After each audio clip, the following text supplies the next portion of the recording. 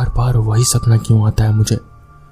खुद सबसे बड़बड़ाते हुए रोहित खुद से बोला और फ्रेश होने के लिए गुसलखाने की तरफ बढ़ गया। शावर की तेज फुहारें और सुगंधित साबुन की महक से भी उसे तरोताजा नहीं महसूस हुआ।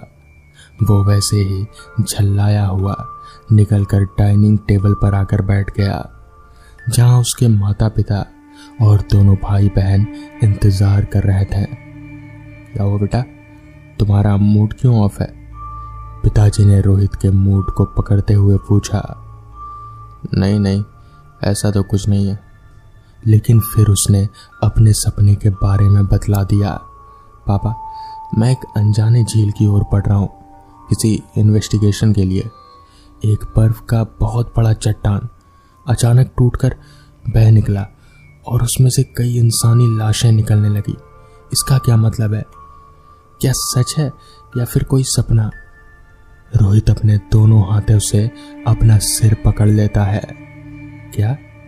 डाइनिंग टेबल पर बैठे सभी मुंह खोले रोहित की ओर ऐसे देखते हैं कि क्या हो गया। बेटा, ये तो बस एक सपना था, भूल जाओ इसे। पिताजी उसे दिलासा देते हुए कहते हैं। लेकिन पापा, बराबर एक ही सपना मुझे क्यों आता है और क्या मतलब है इसका? रोहित अनमना सा होकर बोलता है। कोई बात नहीं बेटा, आजकल तुम बहुत ही परेशान रह रहे हो डिसूजा केस के चलते। चलो ब्रेकफास्ट कर लो, माँ ने रोहित से कहा। तो रोहित सब कुछ भूलकर नाश्ता किया और काम पर निकल गया। रोहित वर्मा सिटी पुलिस का एक जोशीला ऑफिसर था। वो अनसुलझे क्राइम और डिटेक्टिव विभाग में कार्यरत था। कुछ दिनों से मशहूर पेंटर आलस डिसूजा और अपने समस्त परिवार की रहस्यमय हत्या की गुत्थी सुलझाने में लगा हुआ था। लेकिन वो और उसकी पूरी टीम किसी भी निष्कर्ष पर नहीं पहुंच पाए थे। किसी को ये समझ नहीं आ रहा था कि पूरा परिवार, जो आलस डिसूजा की पत्नी सपना डिसूजा का जन्मदिन सेलिब्रेट करने अपने फार्म हाउस में गया था, वो वहां से कहां चला गया।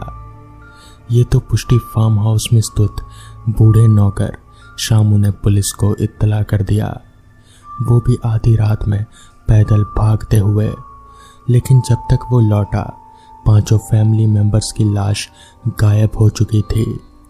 खून तो हुआ था, लेकिन आगे का हिस्सा तब मालूम होता जब लाश मिल जाती। पुलिस की जांच यहीं पर आकर ठहर जा रही थी। रोहित अपने टेबल पर अकेला बैठा कुछ सोच रहा था। मैं किसी भी केस से दिल से कैसे जुड़ जाता हूँ, मुझे क्या पड़ी आलस डिसूजा की मौत से।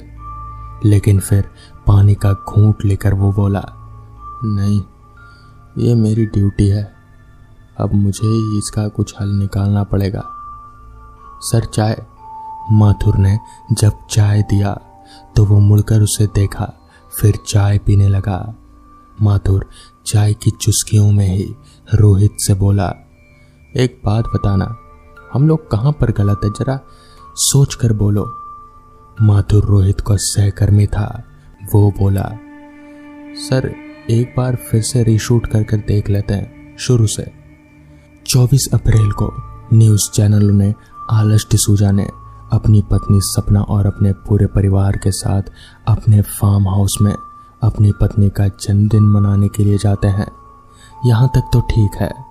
उसके बाद अचानक रात के 2 बजे के आसपास नौकर शामू, जो लगभग 80 साल का है, हाँफते हुए पुलिस स्टेशन में सारे परिवार की मौत की सूचना देता है। फिर जब तक पुलिस वहां पहुंचती है तब तक वहां कोई लाश नहीं मिलती। जमीन पर खून और टूटे फूटे बर्तनों और फर्नीचर के अलावा और कुछ भी नहीं मिलता। इसके बाद पुलिस के लिए ये मौत एक गुत्थी बन गई और अब माथुर ने कहा, कोई और विकल्प, एक कप और चाय ले आऊं क्या? इस पर दोनों हंस पड़े। तभी माथुर बोला, अब सरकार का हम पर दबाव बढ़ेगा, उससे पहले हमें एक छोर तो ढूंढ ही लेना है। आज रात हम 3 लोग, तुम, मैं और जैन, आलस फार्म हाउस चलेंगे। मीडिया को खबर देने की कोई जरूरत नहीं है। रोहित, माथुर और जैन तीनों आलस फार्म हाउस में बैठे थे। आलस ने अपनी पेंटिंग से काफी पैसा कमाया था। क्या इस मौत के पीछे का कारण पैसा था या फिर पॉप सिंगर सपना यानी उसकी पत्नी? आज मैं हर हाल में क्लू तो निकाल ही लूंगा, रोहित सोच रहा था। तभी जैन का मोबाइल बजने लगा। वो उठकर बाहर चला गया। माथुर को भी फोन आने लगे। सर, सीनियर साहब का फोन है, ये कहकर वो भी चला गया। अब उस बड़े से फार्म हाउस के उस कमरे में सिर्फ अकेले रोहित ही रह गया। वो कभी अपनी घड़ी की ओर देखता तो कभी मोबाइल की तरफ। अचानक सीढ़ियों से उतरती उसे एक कमसिन सी लड़की दिखाई दी। रोहित चौंक गया। शामू ने तो कहा था कि यहाँ उसके अलावा और कोई नहीं रहता, तो फिर ये शायद शामू की कोई रिश्तेदार होगी। उसने खुद से ही आंसर दे दिया और अपनी बड़ी सी सिगरेट जला ली। साहब? ओह, रोहित चौंक गया। जी कहिए। वो उसकी ओर देखकर पहचानने की कोशिश कर रहा था। मैं सपना हूँ। सपना? आलस की वाइफ सपना डिसूजा? जी, ये कैसे हो सकता है? अब तो एक मैच्योर लेडी थी जिसके 3 बच्चे थे। जी, मेनिका, जेब्रा और नंदनी। ओ, तो इसका मतलब कि आप बच गए। तो आप अब तक कहाँ थी मैडम? आप पर तो पुलिस केस हो सकता है। सर, आप मेरे साथ ऊपर आइए, कुछ दिखाना है आपको। ओके, चलता हूँ, बोलकर रोहित ने माथुर और जैन के नंबर पर कॉल मारा, लेकिन वो दोनों का फोन अनरीचेबल बता रहा था। लगभग 20 सीढ़ियों के बाद एक दीवार थी जिस पर हाथ लगाकर कोई सीक्रेट कोड डाला तो वो एक कमरा अचानक ही खुल गया। वहां एक स्विमिंग पूल बना हुआ था, वो भी एकदम ताजे पानी से लबालब। रोहित ये देखकर हैरान हो गया। वो यहाँ पर कई बार आ चुका था, पर ये सब तो उसने देखा ही नहीं था कभी। वो लड़की सपना आगे बढ़ती जा रहे थे। उसे देखकर ऐसा लग रहा था कि वो हवा में तैरती जा रहे थे। आगे एक बंद कमरे की ओर इशारा कर उसे खोलने के लिए कहा। रोहित डर तो गया, लेकिन धक्का लगाकर उसने दरवाजा खोल दिया। आगे का नज़ारा चौंकाने वाला था। वहां बर्फ बनाने की मशीनें लगी थी, जिसमें बर्फ की बड़ी बड़ी सिल्लियां भी रखी हुई थी। रोहित हैरान रह गया। यही तो उसे सपने में आता था। रोहित, रोहित। माथुर और जैन उसे ढूंढते हुए ऊपर आ रहे थे। जी, इधर हूं। हम तो डर गए थे कि आप कहाँ चले गए, माथुर ने कहा। तो रोहित ने कहा, नेटवर्क गायब हो गया था और फोन नहीं लग रहा था आप लोगों। अच्छा सुनो, देखो आलस का साइड बिजनेस बर्फ बनाने का था। हाँ, पर आपको कैसे पता चला सर? उसकी पत्नी सपना ने, वो जिंदा है। कहीं से ये सब खेल उसी का तो नहीं है। लेकिन सर, वो तो मर गई। नहीं नहीं, वो जिंदा है, रोहित थोड़ा चिढ़कर बोला। वो यहाँ थी अभी मेरे साथ, उसी ने मुझे ये सब दिखाया है। अब जल्दी से इन बर्फ की सिल्लियों को तुड़वाने का उपाय करो। थोड़ी देर के बाद जब बर्फ की सिल्लियां तोड़ी जा रहे थे तो उनमें से सबसे पहली लाश सपना की ही थी। बर्फ में दबकर पूरा शरीर सफेद हो गया था। रोहित उसे देखकर आश्चर्य से चिल्ला उठा। ये कैसे हो सकता है? वो तो मुझे आकर मिली थी। वो ही तो मुझे यहां तक ले आई। रोहित अचानक से सिहर उठा। पूरे हॉल में सपना के सिसकने की आवाजें गूंज रही थी और वो आवाजें सभी ने सुनी। तो दोस्तों, ये थी आज की पहली कहानी। तो चलिए बढ़ते हैं आज की दूसरी कहानी की ओर। बरसात के दिन थे। मुझे एक शहर में किसी काम से जाना था। ऑफिस का बहुत जरूरी कागजात पहुंचाने थे वहां, इसलिए वहां ट्रेन से पहुंचा। पहुंचते पहुंचते शाम हो चली थी। मैंने ऑफिस के कागजात हिफाजत के साथ ऑफिस के बॉस तक पहुंचा दिए। फिर बाहर आकर एक दुकान पर चाय पिया और एक समोसा खाया। रेलवे स्टेशन पहुंचा तो वापस जाने की ट्रेन रात 3 बजे की थी। मैंने सोचा यहाँ रुककर समय क्यों बर्बाद करना, मैं बस स्टॉप जाकर देखता हूँ कि शायद कोई बस मिल जाए। बस स्टॉप पहुंचा तो उन्होंने कहा कि रात 11 बजे की बस है। मैंने सोचा 3 बजे की ट्रेन से 11 बजे की बस तो ठीक ही है। इसी आपाधापी में शाम के 7:30 बज गए। मुझे भूख लग रही थी, इसलिए मैं खाना खाने के लिए एक रेस्टोरेंट ढूंढने लगा। बहुत खोजने पर बस स्टॉप से थोड़ी ही दूरी पर मुझे एक छोटा सा रेस्टोरेंट दिखा। मैं वहां पहुंचा और खाने का ऑर्डर दिया। मैंने सिर्फ दाल फ्राई और रोटियां ही मंगाई। बरसात में ज्यादा हैवी खाना अच्छा नहीं था, ऊपर से मुझे बस में सफर करना था, तो मैंने हल्का ही खाया। खाना खाते खाते 8 बज चुके थे। खाना खाकर मैंने रेस्टोरेंट का बिल अदा किया और एक पानी का बोतल खरीदकर जैसे ही मैं बाहर आया तो बहुत जोर की बरसात शुरू हो गई। मैं रेनकोट लेकर चला था, इसलिए बैग से मैंने रेनकोट निकाल कर पहन लिया और बरसात से बचते बचाते बस स्टॉप तक पहुंचा। वहां मैंने वेटिंग रूम तलाशा और उसके भीतर चला गया। मैं उसके भीतर चला तो गया, लेकिन तब मैंने गौर किया कि वेटिंग रूम बस स्टॉप से इतनी दूर पर क्यों है, वो भी इतनी सुनसान जगह पर। मैं जैसे ही बेंच पर बैठा तो वहां की लाइट चली गई। ऊपर से बादल गरज रहे थे और बिजली चमक रहे थे। मुझे बहुत डर लग रहा था, इसलिए मैंने अपने मोबाइल फोन की लाइट जला ली। फिर लगा कि न जाने कितनी देर बाद लाइट आएगी। मेरा फोन डिस्चार्ज हो गया, तो इसलिए मैंने फोन ऑफ कर लिया। अब मुझे बहुत डर लग रहा था। बाहर बहुत जोरों की बरसात थी और मैं बाहर जा भी नहीं सकता था, लेकिन भगवान का भला हो कि कुछ ही देर में लाइट आई तो मैंने राहत की सांस ली। मैं अब वेटिंग रूम की बेंच पर लेट गया। उस पर बहुत धूल थी, लेकिन मैंने अपने बैग से न्यूज़पेपर निकालकर उसे झाड़ दिया और आंख बंद करके यूं ही लेट गया। कुछ ही देर में मुझे नींद आ गई।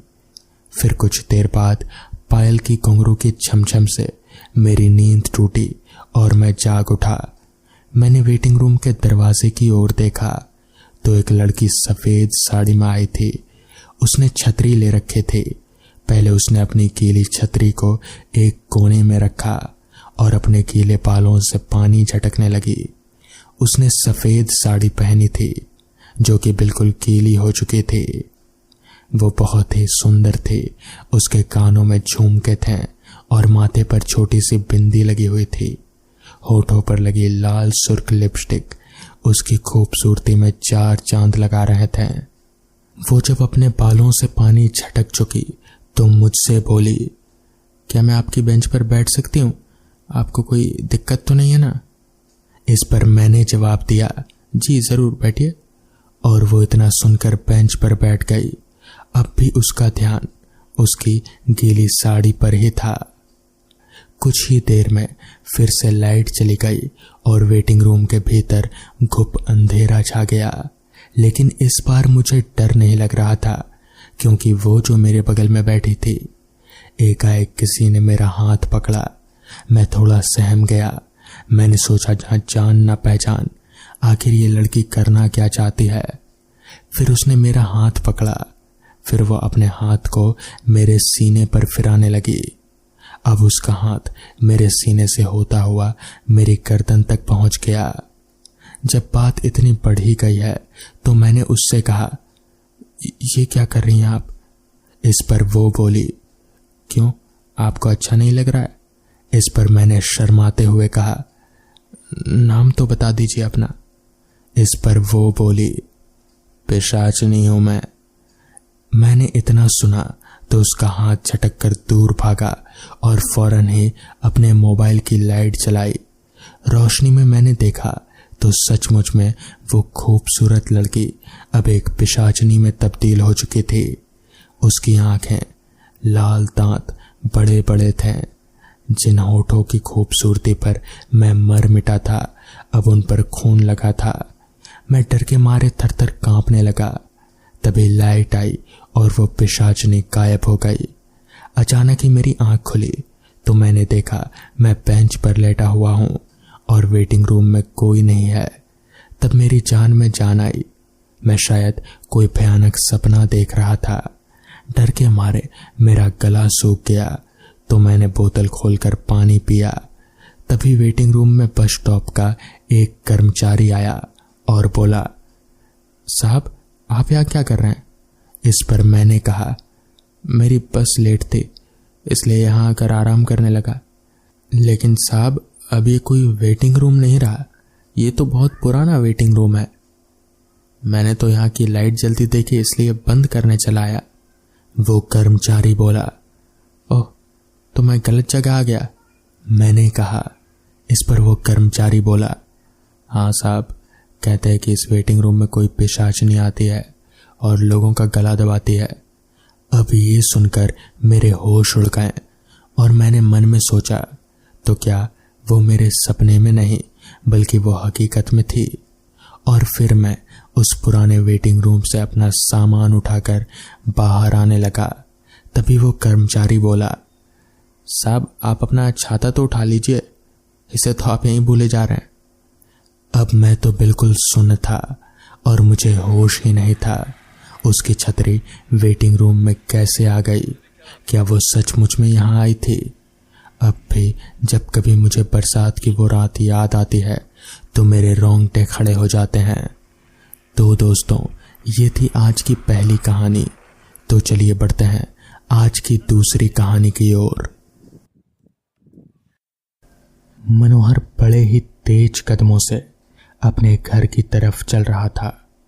आज उसे काम से लौटते हुए काफी देर हो गई थी। ऊपर से ठंडी का मौसम, चारों तरफ कोहरा ही कोहरा। रास्ते पर उसके अलावा और कोई शख्स नजर नहीं आ रहा था।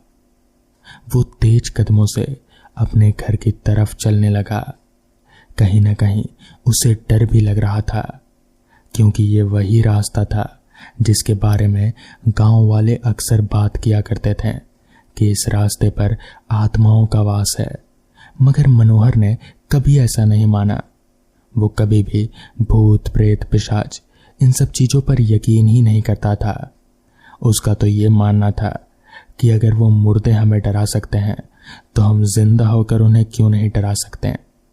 मगर आज इतनी रात गए इतने सुनसान रास्ते पर ठंडी और कोहरे के बीचों बीच उसे कहीं ना कहीं डर लग रहा था। अब ऐसा भूत प्रेत की वजह से था या चोर उचक्कों की वजह से, ये वो नहीं जानता, मगर एक अजीब सा डर, एक अजीब सी सिहरन उसके पूरे शरीर में दौड़ रही थी। वो धीरे धीरे और कभी तेज तेज आगे बढ़ता जा रहा था। अभी वो आगे बढ़ ही रहा था कि तभी पीछे से उसे किसी के कदमों की आहट सुनाई दी। मनोहर का दिल एकदम से धक सा हो गया। वो पीछे मुड़कर देखना चाहता था मगर वो देख नहीं पा रहा था। उसे कहा गया था कि अगर कभी ऐसा सिचुएशन आ जाए तो वो पीछे मुड़कर ना देखे। मनोहर तेजी से आगे बढ़ने लगा। तभी उसे पीछे से एक आवाज आई, क्या हुआ, मुझे घर लेकर नहीं जाएगा? दिल दहला देने वाली और इतनी कर्कश आवाज सुनकर मनोहर समझ गया कि आवाज किसी इंसान की तो हो नहीं सकती। उसने एकदम से पीछे पलटा तो देखा एक करीब 7 फीट लंबा आदमी, जिसका चेहरा बहुत ही डरावना और उसके माथे पर 2 सींग थे। वो मनोहर को खा जाने वाली नजरों से देख रहा था। तभी मनोहर ने अपने घर की तरफ तेजी से दौड़ लगा दी और भागते भागते सीधे अपने घर जाकर ही रुका। उस रात उसने किसी को भी कुछ नहीं बताया, मगर वो डरा हुआ था। उसने जैसे तैसे वो रात कटाई। रात भर उसे उसी आदमी के सपने आते रहे, मगर वो सब क्या था? मनोहर ने अगली सुबह अपने काम के दोस्तों को ये बात बताई तो उन्होंने बताया कि दरअसल उस रास्ते पर एक जिन्न का वास है। वो जिन्न बहुत ही खतरनाक है और लोगों को मार डालता है, लेकिन ज़्यादातर वो औरतों को अपने चपेट में लेता है। इसलिए वो बच गया, वरना शायद मनोहर जिंदा नहीं होता। तो दोस्तों, ये थी आज की कहानियाँ। अगर आपको ये कहानियाँ पसंद आई हों तो वीडियो को लाइक और चैनल को सब्सक्राइब करना ना भूलें। तो मैं आपका दोस्त आर्यन जल्द ही मिलूंगा आपसे ऐसी ही नई कहानियों के साथ। तब तक के लिए अपना ख्याल रखें।